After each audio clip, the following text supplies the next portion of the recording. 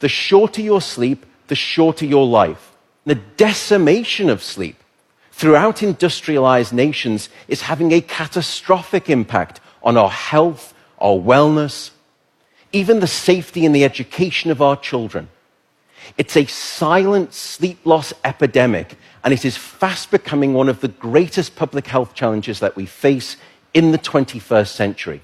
The disruption of deep sleep is an underappreciated factor that is contributing to cognitive decline or memory decline in aging, and most recently we've discovered in Alzheimer's disease as well. There's a structure that sits on the left and the right side of your brain called the hippocampus.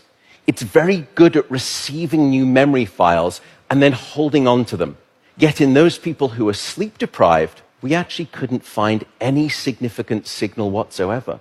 Without sleep, the memory circuits of the brain essentially become waterlogged, as it were, and you can't absorb new memories. We have since discovered that a lack of sleep will even erode the very fabric of biological life itself, your DNA genetic code. So here in this study, they took a group of healthy adults and they limited them to 6 hours of sleep a night for 1 week. And then they measured the change in their gene activity profile relative to when those same individuals were getting a full 8 hours of sleep a night.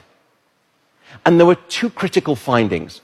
First, a sizable and significant 711 genes were distorted in their activity, caused by a lack of sleep. The second result was that about half of those genes were actually increased in their activity, genes associated with the promotion of tumors, genes associated with long-term chronic inflammation, and genes associated with stress, and as a consequence, cardiovascular disease. There is simply no aspect of your wellness that can retreat at the sign of sleep deprivation and get away unscathed. And at this point, you may be thinking, oh my goodness, how do I start to get better sleep? What are your tips for good sleep? The first is regularity. Go to bed at the same time, wake up at the same time.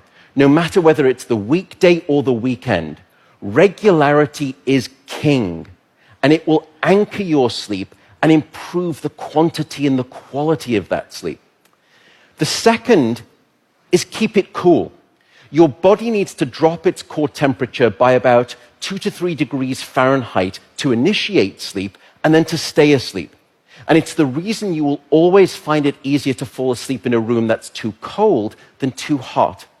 So aim for a bedroom temperature of around 65 degrees or about 18 degrees Celsius. That's going to be optimal for the sleep of most people.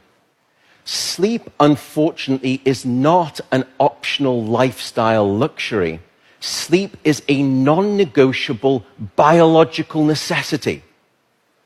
It is your life support system. And with that soapbox rant over, I will simply say good night, good luck, and above all, I do hope you sleep well.